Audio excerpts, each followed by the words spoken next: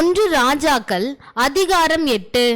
அப்பொழுது கர்த்தருடைய உடன்படிக்கை பெட்டியை சீயோன் என்னும் தாவீதின் நகரத்திலிருந்து கொண்டு வரும்படி சாலமோன் இஸ்ரவேலின் மூப்பரையும் கோத்திர பிரபுக்களாகிய இஸ்ரவேல் புத்திரரில் உள்ள பிதாக்களின் தலைவர் அனைவரையும் எருசலேமில் ராஜாவாகிய சாலமோன் தன்னிடத்திலே கூடி வர செய்தான்.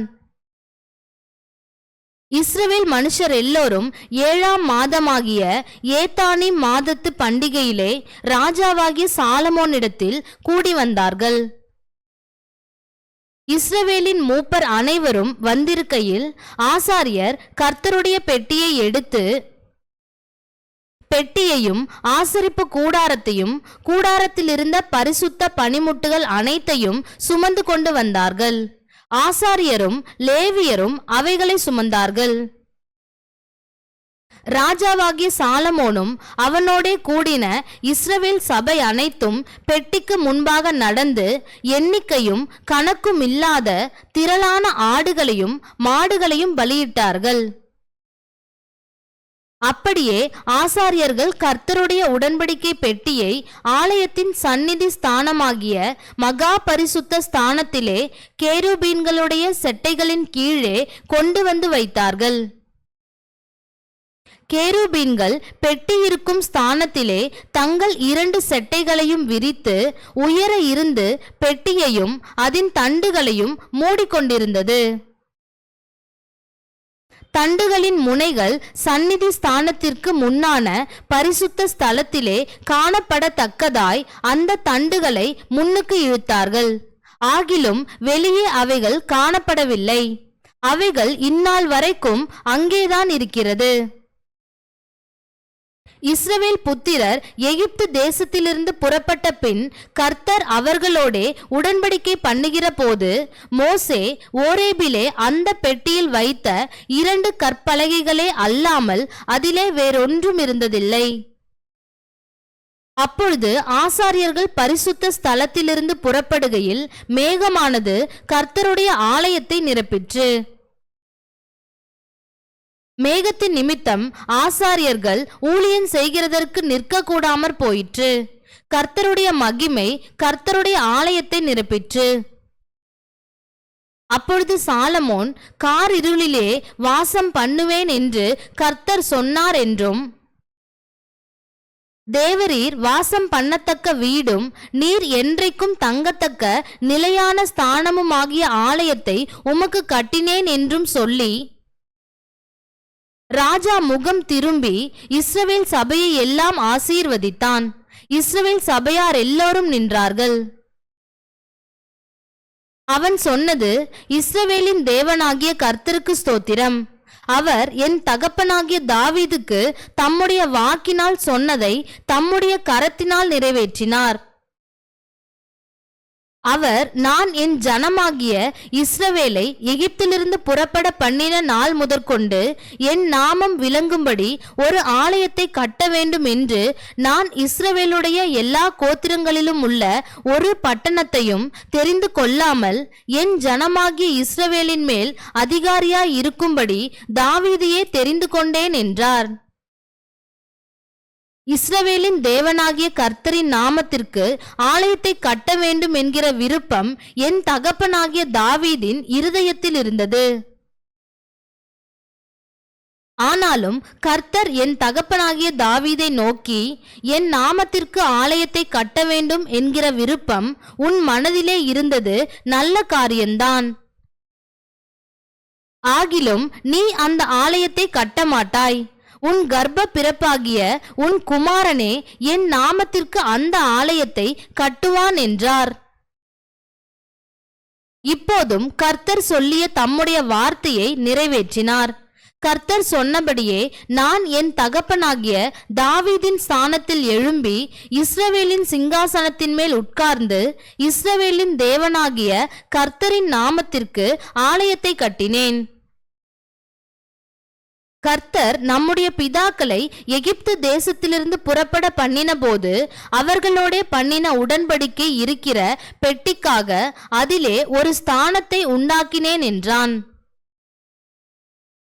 பின்பு சாலமோன் கர்த்தருடைய பலிபீடத்திற்கு முன்னே இஸ்ரவேல் சபையார் எல்லோருக்கும் எதிராக நின்று வானத்திற்கு நேராய் தன் கைகளை விரித்து, இஸ்ரவேலின் தேவனாகிய கர்த்தாவே, மேலே வானத்திலும் கீழே பூமியிலும் உமக்கு ஒப்பான தேவன் இல்லை. தங்கள் முழு இருதயத்தோடும் உமக்கு முன்பாக நடக்கிற உமது அடியாருக்கு உடன்படிக்கையையும் கிருபையையும் காத்து வருகிறீர். தேவரீர் என் தகப்பனாகிய தாவீது என்னும் உம்முடைய தாசனுக்கு செய்த வாக்கு தத்தத்தை காத்தருளினீர். அதை உம்முடைய வாக்கினால் சொன்னீர். இந்நாளில் இருக்கிறபடி உம்முடைய கரத்தினால் அதை நிறைவேற்றினீர். இஸ்ரவேலின் தேவனாகிய கர்த்தாவே, தேவரீர் என் தகப்பனாகிய தாவீது என்னும் உம்முடைய தாசனை நோக்கி, நீ எனக்கு முன்பாக நடந்தது போல உன் குமாரரும் எனக்கு முன்பாக நடக்கும்படி தங்கள் வழியை காப்பார்களேயானால், இஸ்ரவேலின் சிங்காசனத்தின் மேல் வீற்றிருக்கும் புருஷன் எனக்கு முன்பாக உனக்கு இல்லாமற் போவதில்லை என்று சொன்னதை இப்பொழுது அவனுக்கு நிறைவேற்றும். இஸ்ரவேலின் தேவனே, என் தகப்பனாகிய தாவீது என்னும் உம்முடைய தாசனுக்கு சொன்ன உம்முடைய வார்த்தை மெய்யென்று விளங்குவதாக. தேவன் மெய்யாக பூமியிலே வாசம் பண்ணுவாரோ? இதோ வானங்களும் வானாதி வானங்களும் உம்மை கொள்ளாதே. நான் கட்டின இந்த ஆலயம் எம்மாத்திரம்? என் தேவனாகிய கர்த்தாவே, உமது அடியேன் இன்று உமது சந்நிதியில் செய்கிற விண்ணப்பத்தையும் மன்றாட்டையும் கேட்டு உமது அடியேனுடைய விண்ணப்பத்தையும் வேண்டுதலையும் திருவுளத்தில் கொண்டருளும். உமது அடியேன் இவ்விடத்திலே செய்யும் விண்ணப்பத்தை கேட்கும்படி என்னுடைய நாமம் விளங்குமென்று நீர் சொன்ன ஸ்தலமாகிய இந்த ஆலயத்தின் மேல் உம்முடைய கண்கள் இரவும் பகலும் திறந்திருப்பதாக. உமது அடியானும் இந்த ஸ்தலத்திலே விண்ணப்பம் செய்ய போகிற உமது ஜனமாகிய இஸ்ரவேலும் பண்ணும் ஜெபத்தை கேட்டருளும். பரலோகமாகிய உம்முடைய வாசஸ்தலத்திலே அதை நீர் கேட்பீராக, கேட்டு மன்னிப்பீராக. ஒருவன் தன் அயலானுக்கு குற்றம் செய்திருக்கையில் இவன் அவனை ஆணையிட சொல்லும்போது அந்த ஆணை இந்த ஆலயத்திலே உம்முடைய பலிபீடத்திற்கு முன் வந்தால், அப்பொழுது பரலோகத்தில் இருக்கிற தேவரீர் கேட்டு துன்மார்கனுடைய நடக்கையை அவன் தலையின் மேல் சுமர பண்ணி அவனை குற்றவாளியாக தீர்க்கவும், நீதிமானுக்கு அவனுடைய நீதிக்கு தக்கதாய் செய்து அவனை நீதிமானாக்கவும் தக்கதாய் உமது அடியாரை நியாயம் தீர்ப்பீராக. உம்முடைய ஜனங்களாகிய இஸ்ரவேலர் உமக்கு விரோதமாய் பாவம் செய்ததின் நிமித்தம் சத்ருவுக்கு முன்பாக முறிந்து போய் உம்மிடத்திற்கு திரும்பி உம்முடைய நாமத்தை அறிக்கை பண்ணி இந்த ஆலயத்துக்கு நேராக உம்மை நோக்கி விண்ணப்பத்தையும் வேண்டுதலையும் செய்தால், பரலோகத்தில் இருக்கிற தேவரீர் கேட்டு உம்முடைய ஜனமாகிய இஸ்ரவேலின் பாவத்தை மன்னித்து அவர்கள் பிதாக்களுக்கு நீர் கொடுத்த தேசத்துக்கு அவர்களை திரும்பி வர பண்ணுவீராக. அவர்கள் உமக்கு விரோதமாய் பாவம் செய்ததினால் வானம் அடைபட்டு மழை பெய்யாதிருக்கும் போது அவர்கள் இந்த ஸ்தலத்திற்கு நேராக விண்ணப்பம் செய்து உம்முடைய நாமத்தை அறிக்கை பண்ணி தங்களை தேவரீர் கிளேசப்படுத்துகையில் தங்கள் பாவங்களை விட்டு திரும்பினால், பரலோகத்தில் இருக்கிற தேவரீர் கேட்டு உமது அடியாரும் உமது ஜனமாகிய இஸ்ரவேலும் செய்த பாவத்தை மன்னித்து அவர்கள் நடக்க வேண்டிய நல்வழியை அவர்களுக்கு போதித்து தேவரீர் உமது ஜனத்திற்கு சுதந்திரமாக கொடுத்த உமது தேசத்தில் மழை பெய்ய கட்டளையிடுவீராக.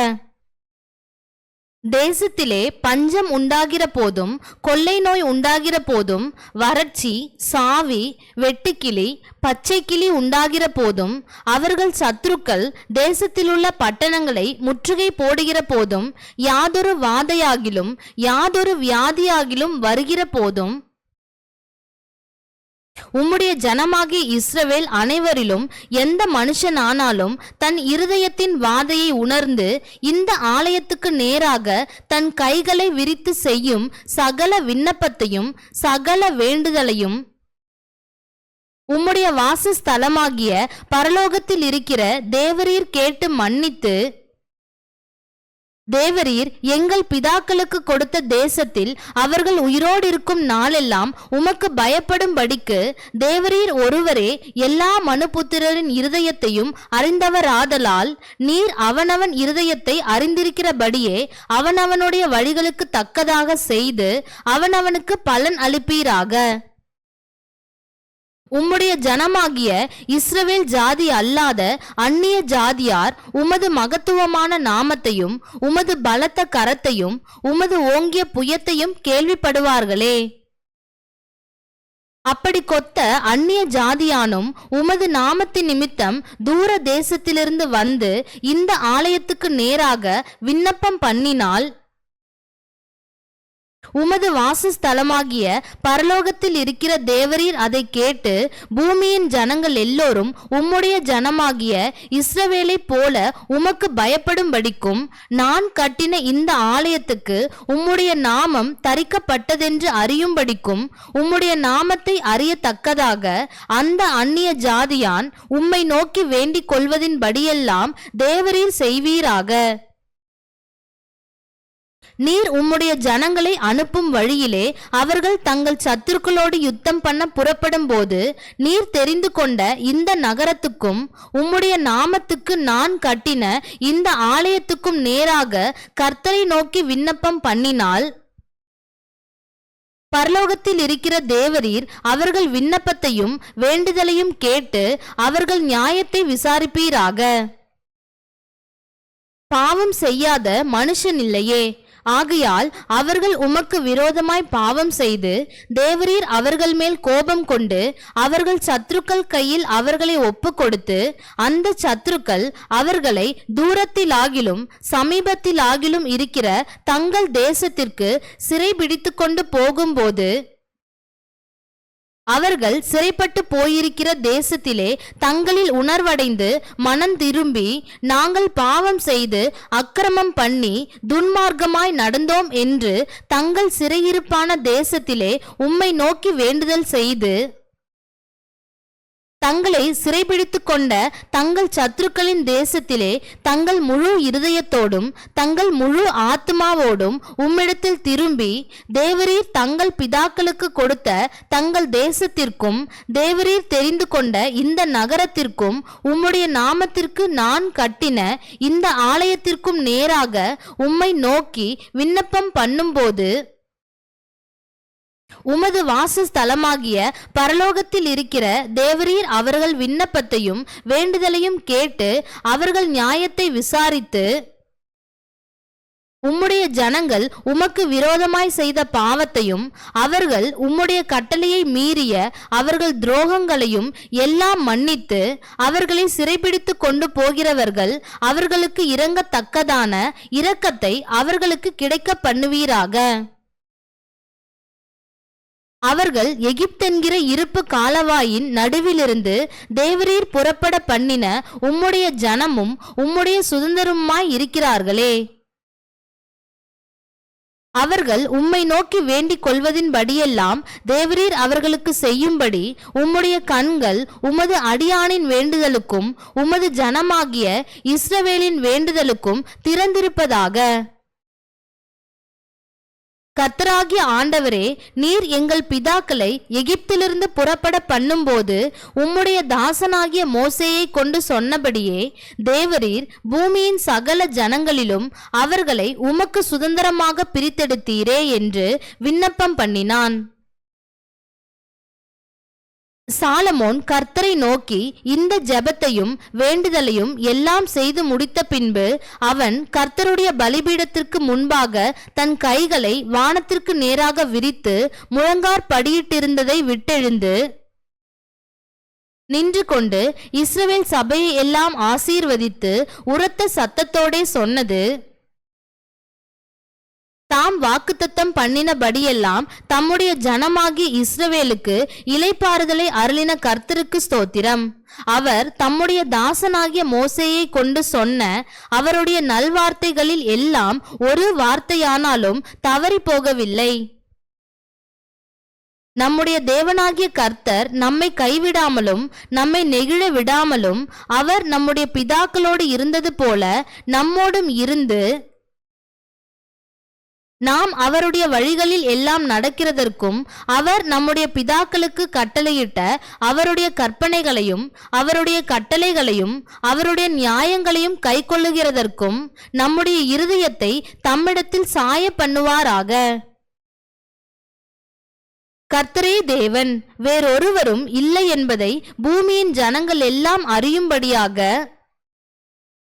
அவர் தமது அடியானுடைய நியாயத்தையும் தமது ஜனமாகிய இஸ்ரவேலின் நியாயத்தையும் அந்தந்த நாளில் நடக்கும் காரியத்துக்கு தக்கதாய் விசாரிப்பதற்கு நான் கர்த்தருக்கு முன்பாக விண்ணப்பம் பண்ணின இந்த என்னுடைய வார்த்தைகள் இரவும் பகலும் நம்முடைய தேவனாகிய கர்த்தருடைய சந்நிதியில் இருப்பதாக. ஆதலால் இந்நாளில் இருக்கிறது போல நீங்கள் அவர் கட்டளைகளில் நடந்து அவர் கற்பனைகளை கைக்கொள்ள உங்கள் இருதயம் நம்முடைய தேவனாகிய கர்த்தரோடு உத்தமமாய் இருக்க கடவது என்றான். பின்பு ராஜாவும் அவனோடே இருந்த இஸ்ரவேலர் அனைவரும் கர்த்தருடைய சந்நிதியில் பலிகளை செலுத்தினார்கள். சாலமோன் கர்த்தருக்கு சமாதான பலிகளாக 22,000 மாடுகளையும் 120,000 ஆடுகளையும் பலியிட்டான். இவ்விதமாய் ராஜாவும் இஸ்ரவேல் புத்திரர் அனைவரும் கர்த்தருடைய ஆலயத்தை பிரதிஷ்டை பண்ணினார்கள். கர்த்தருடைய சந்நிதியில் இருந்த வெண்கல பலிபீடம் சர்வாங்க தகன பலிகளையும் போஜன பலிகளையும் சமாதான பலிகளின் நினத்தையும் கொல்ல மாட்டாமல் சிறியதாயிருந்தபடியினால் ராஜா கர்த்தருடைய ஆலயத்திற்கு முன் இருக்கிற பிரகாரத்தின் நடு மையத்தை பரிசுத்தப்படுத்தி அன்றைய தினம் அங்கே சர்வாங்க தகன பலிகளையும் போஜன பலிகளையும் சமாதான பலிகளின் நினத்தையும் செலுத்தினான். அக்காலத்தில் தானே சாலமோனும் ஆமாத்தின் எல்லை தொடங்கி எகிப்தின் நதி மட்டும் இருந்து வந்து அவனோடே இருந்த பெரிய கூட்டமாகிய இஸ்ரவேல் அனைத்தும் நம்முடைய தேவனாகிய கர்த்தருடைய சந்நிதியில் 7 நாளும் அதற்கு பின்பு வேறே 7 நாளும் ஆக 14 நாள் வரைக்கும் பண்டிகையை ஆசரித்தார்கள்.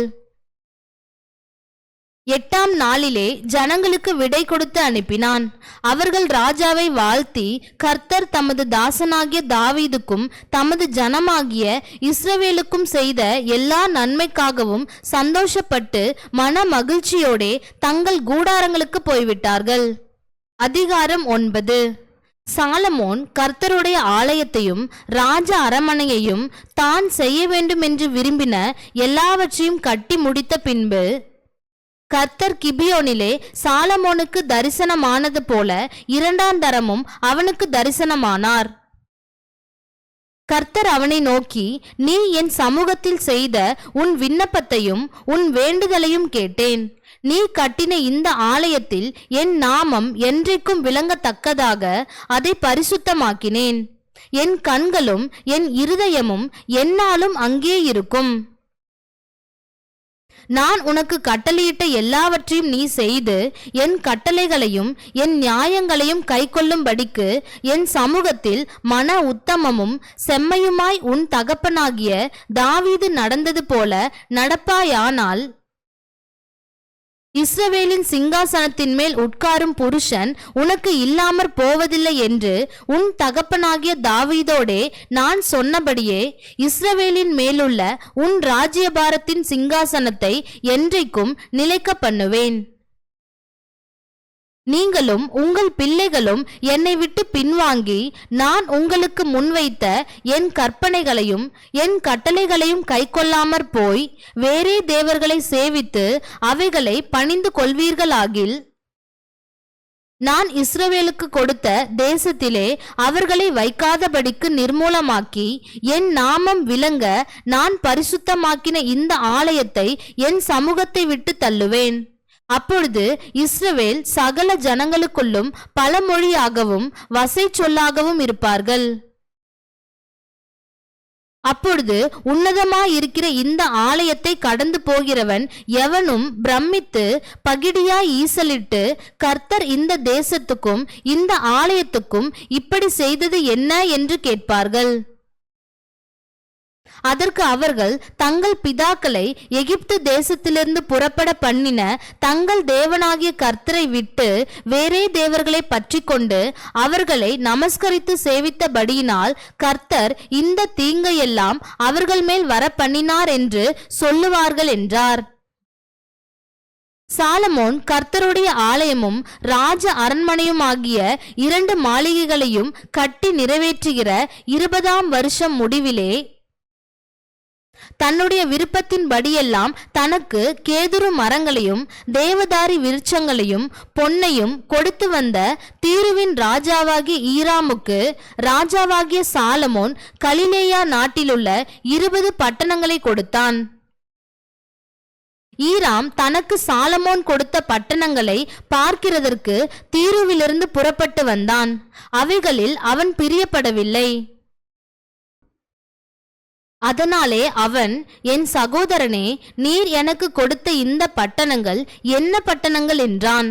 அவைகளுக்கு இந்நாள் மட்டும் வழங்கி வருகிறபடி காபூல் நாடு என்று பெயரிட்டான்.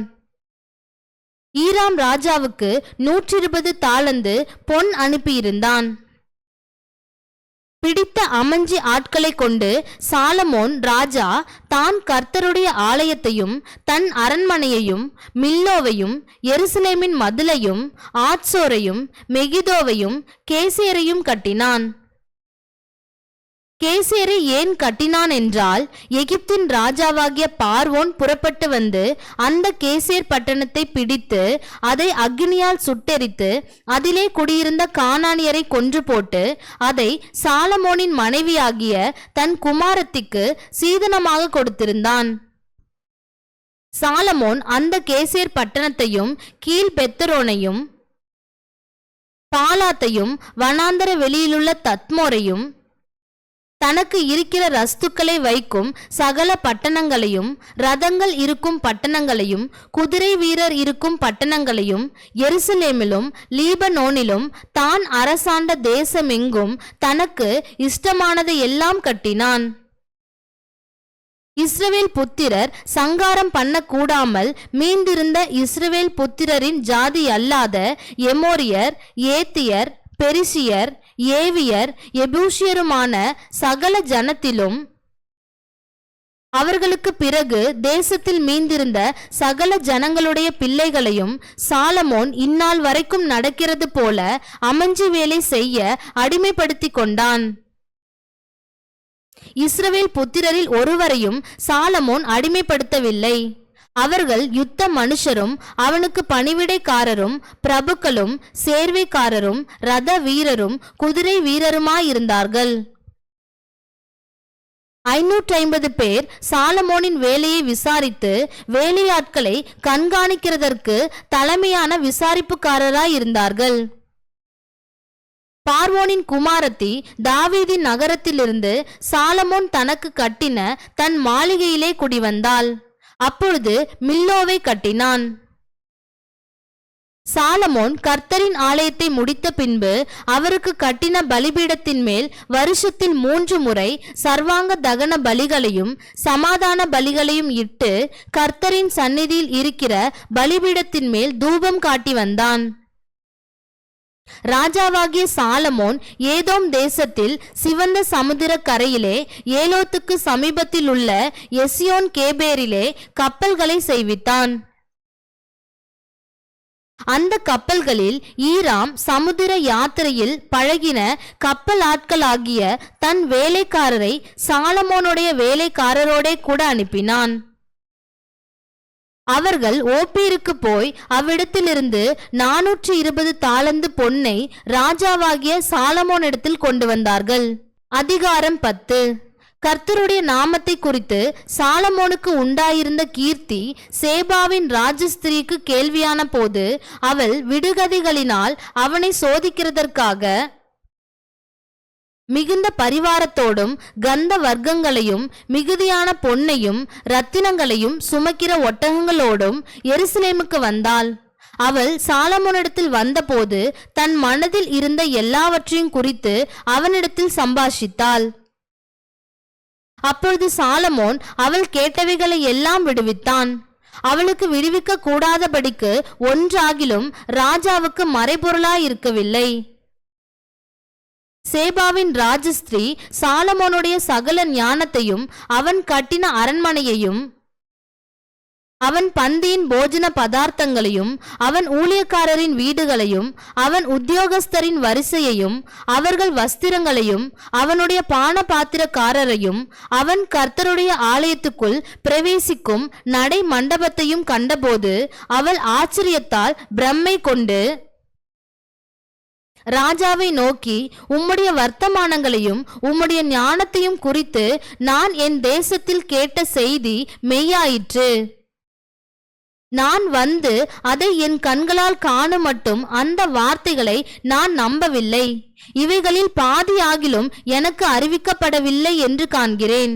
நான் கேள்விப்பட்ட பிரஸ்தாபத்தை பார்க்கிலும் உம்முடைய ஞானமும் செல்வமும் அதிகமாயிருக்கிறது. உம்முடைய ஜனங்கள் பாக்கியவான்கள். எப்போதும் உமக்கு முன்பாக நின்று உம்முடைய ஞானத்தை கேட்கிற உம்முடைய ஊழியக்காரரும் பாக்கியவான்கள். உம்மை இஸ்ரவேலின் சிங்காசனத்தின் மேல் வைக்க உம்மேல் பிரியங்கொண்ட உம்முடைய தேவனாகிய கர்த்தர் ஸ்தோத்தரிக்கப்படுவாராக. கர்த்தர் இஸ்ரவேலை என்றைக்கும் சிநேகிக்கிறபடியினால் நியாயமும் நீதியும் செய்கிறதற்கு உம்மை ராஜாவாக ஏற்படுத்தினார் என்றாள். அவள் ராஜாவுக்கு 120 தாலந்து பொன்னையும் மிகுதியான கந்த வர்க்கங்களையும் ரத்தினங்களையும் கொடுத்தாள். சேபாவின் ராஜஸ்திரீ ராஜாவாகிய சாலமோனுக்கு கொடுத்த அவ்வளவு கந்த வர்க்கங்கள் பிற்பாடு ஒரு காலம் வரவில்லை. ஓப்பீரிலிருந்து பொன்னை கொண்டு வருகிற ஈராமின் கப்பல்களும் ஓப்பீரிலிருந்து மிகுந்த வாசனை மரங்களையும் ரத்தினங்களையும் கொண்டு வந்தது. அந்த வாசனை மரங்களால் ராஜா கர்த்தருடைய ஆலயத்திற்கும் ராஜ அரண்மனைக்கும் ஊன்று கால்களையும் சங்கீதக்காரருக்கு சுர மண்டலங்களையும் தம்புருகளையும் உண்டாக்கினான். அப்படிப்பட்ட வாசனை மரங்கள் பிற்பாடு வந்ததும் இல்லை, இந்நாள் வரைக்கும் காணப்படவும் இல்லை. ராஜாவாகிய சாலமோன் தானே சந்தோஷமாய் சேபாவின் ராஜஸ்திரீக்கு வெகுமதிகள் கொடுத்ததும் அல்லாமல் அவள் விருப்பப்பட்டு கேட்டது எல்லாவற்றையும் அவளுக்கு கொடுத்தான். பின்பு அவள் தன் பரிவாரத்தோடே தன் தேசத்திற்கு திரும்பி போனாள். சாலமோனுக்கு வியாபாரிகளாலும் சுகந்த திரவிய வர்த்தகராலும் அரபு தேசத்து சகல ராஜாக்களாலும் மாகாணங்களின் அதிபதிகளாலும் வந்த பொன்னை அல்லாமல் ஒவ்வொரு வருஷத்தில் அவனுக்கு வந்த பொன் 666 தாலந்து நிறையாயிருந்தது. சாலமோன் ராஜா அடித்த பொன் தகட்டால் 200 பரிசைகளை செய்வித்தான். ஒவ்வொரு பரிசைக்கு 600 சேக்கல் நிறைபொன் சென்றது. அடித்த பொன் தகட்டால் 300 கேடகங்களையும் செய்வித்தான். ஒவ்வொரு கேடகத்திற்கும் 3 ராத்தல் பொன் சென்றது. அவைகளை ராஜா லீபனோன் வனம் என்னும் மாளிகையிலே வைத்தான். ராஜா தந்தத்தினால் பெரிய ஒரு சிங்காசனத்தையும் செய்வித்து அதை பசும்பொன் தகட்டால் மூடினான். அந்த சிங்காசனத்திற்கு 6 படிகள் இருந்தது. சிங்காசனத்தின் தலைப்பு பின்னாக வளைவாயிருந்தது.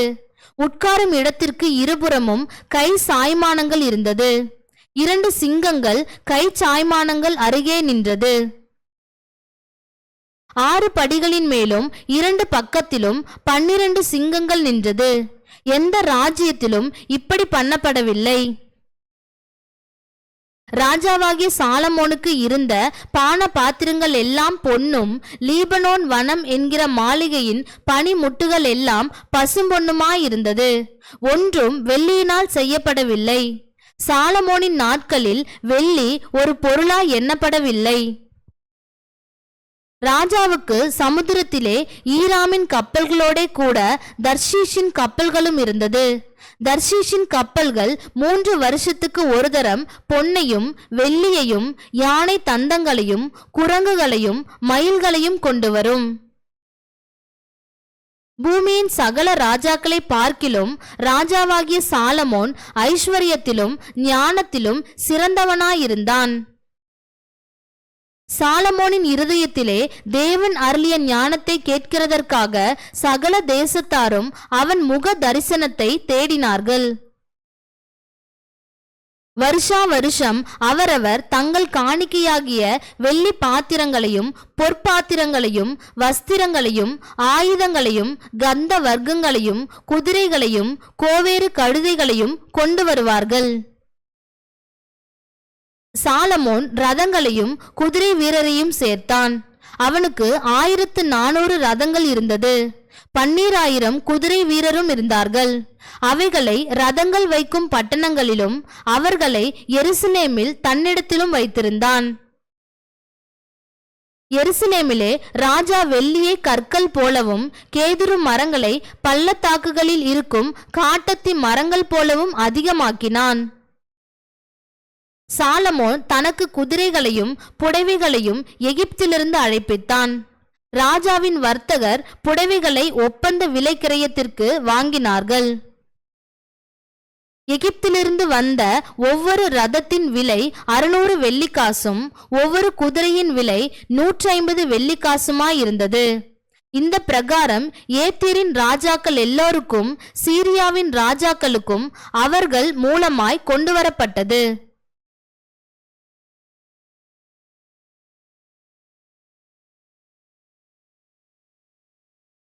அதிகாரம் 11.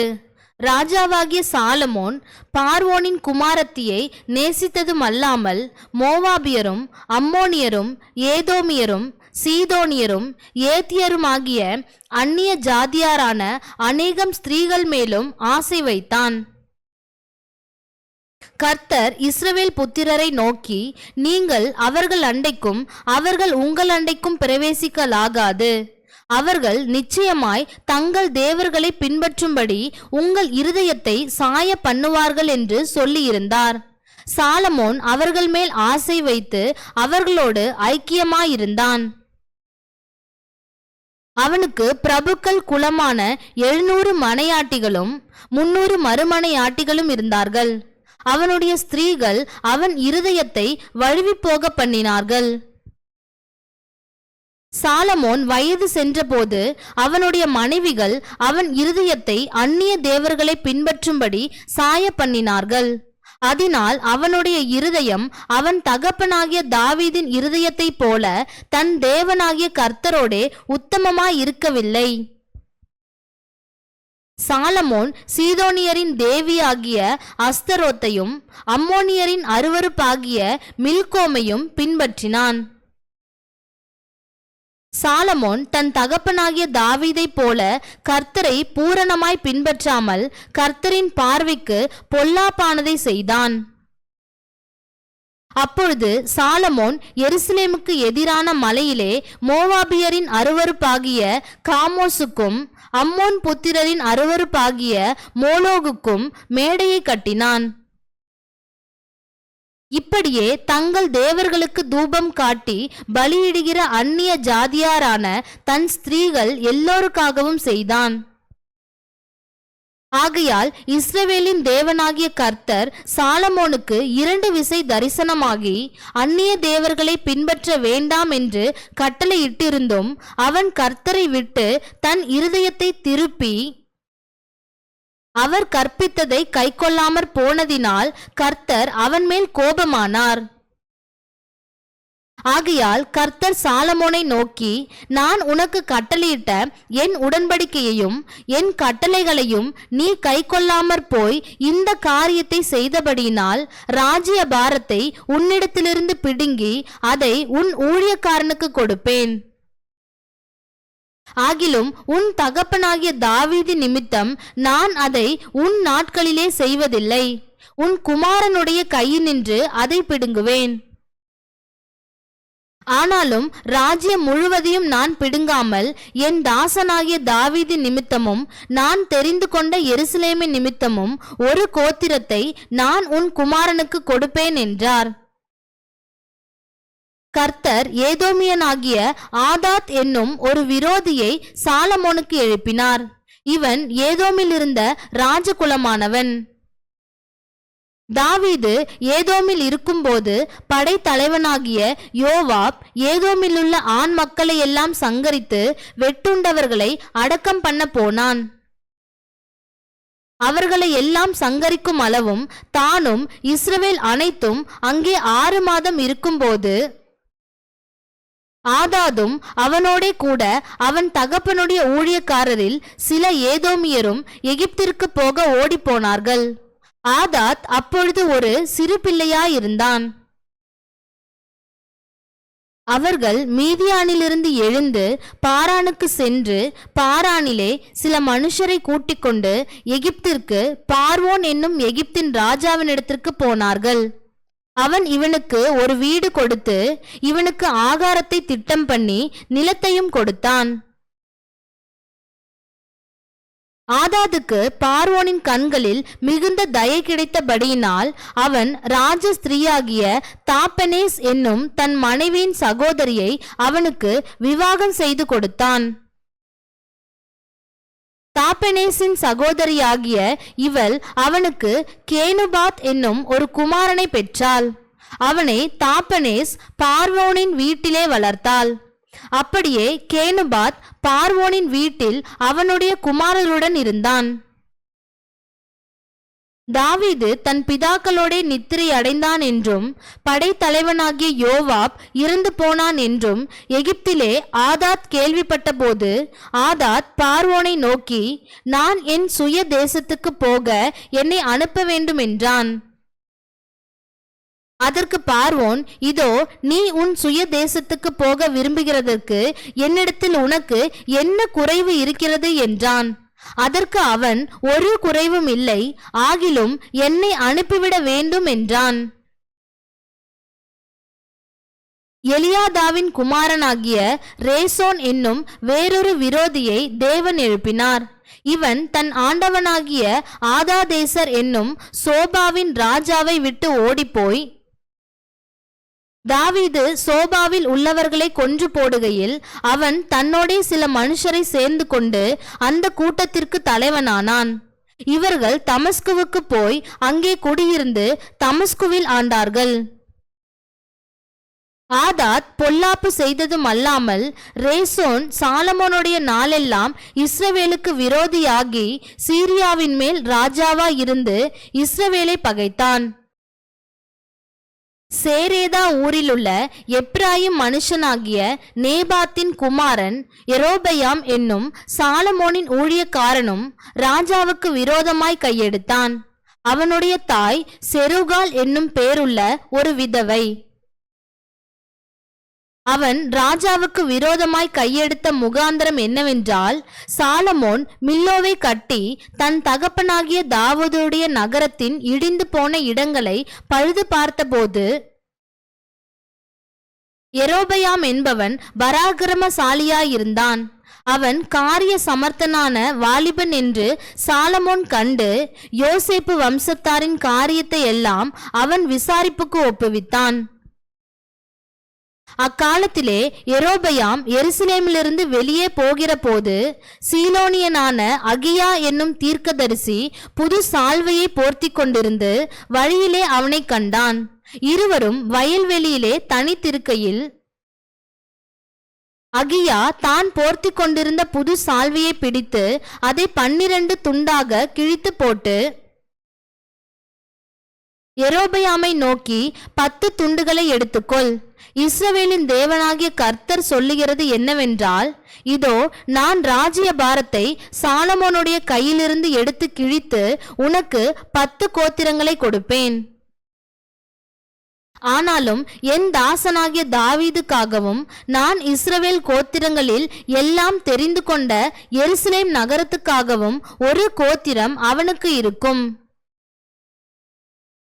அவர்கள் என்னை விட்டு சீதோனியரின் தேவியாகிய அஸ்தரோத்தையும் மோவாபியரின் தேவனாகிய காமோசையும் அம்மோன் புத்திரரின் தேவனாகிய மில்கோமையும் பணிந்து கொண்டு அவன் தகப்பனாகிய தாவீதை போல என் பார்வைக்கு செம்மையாய் இருக்கிறதை செய்யவும் என் கட்டளைகளையும் என் நியாயங்களையும் கைக்கொள்ளவும் அவர்கள் என் வழிகளில் நடவாமற் போனபடியினால் அப்படி செய்வேன்.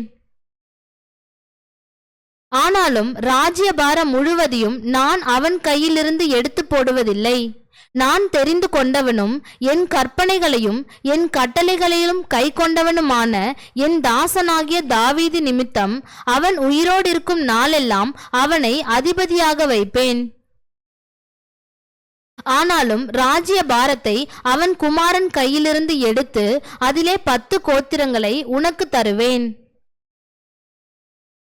என் நாமம் விளங்கும்படிக்கு நான் தெரிந்து கொண்ட நகரமாகிய எருசலேமிலே என் சமூகத்தில் என் தாசனாகிய தாவீதுக்கு எந்நாளும் ஒரு விலக்கு இருக்கத்தக்கதாக அவன் குமாரனுக்கு ஒரு கோத்திரத்தை கொடுப்பேன்.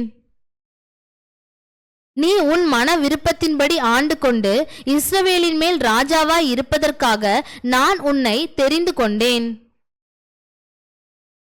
நான் உனக்கு கட்டளையிட்டதையெல்லாம் நீ கேட்டு கைக்கொண்டு நீ என் வழிகளில் நடந்து என் தாசனாகிய தாவீது செய்தது போல என் கட்டளைகளையும் என் கற்பனைகளையும் கை கொள்ளும்படிக்கு என் பார்வைக்கு செம்மையானதை செய்கிறதுண்டானால் நான் உன்னோடிருந்து நான் தாவீதுக்கு கட்டினது போல உனக்கும் நிலையான வீட்டை கட்டி இஸ்ரவேலை உனக்கு தருவேன். இப்படி நான் இந்த காரியத்தின் நிமித்தம் தாவீதின் சந்ததியை சிறுமைப்படுத்துவேன். ஆகிலும் என்னாலும் அப்படி இராது என்று சொன்னான். அதிநிமித்தம் சாலமோன் யெரொபெயாமை கொல்ல வகை தேடினான். யெரொபெயாம் எழுந்து எகிப்திற்கு ஷீஷாக் என்னும் எகிப்தின் ராஜாவினிடத்தில் ஓடிப்போய் சாலமோன் மரணம் அடையும் மட்டும் எகிப்தில் இருந்தான். சாலமோனின் மற்ற நடபடிகளும் அவன் செய்தவை அனைத்தும் அவனுடைய ஞானமும் சாலமோனுடைய நடபடி புஸ்தகத்தில் அல்லவோ எழுதியிருக்கிறது. சாலமோன் எருசலேமிலே இஸ்ரவேலையெல்லாம் அரசாண்ட நாட்கள் 40 வருஷம்.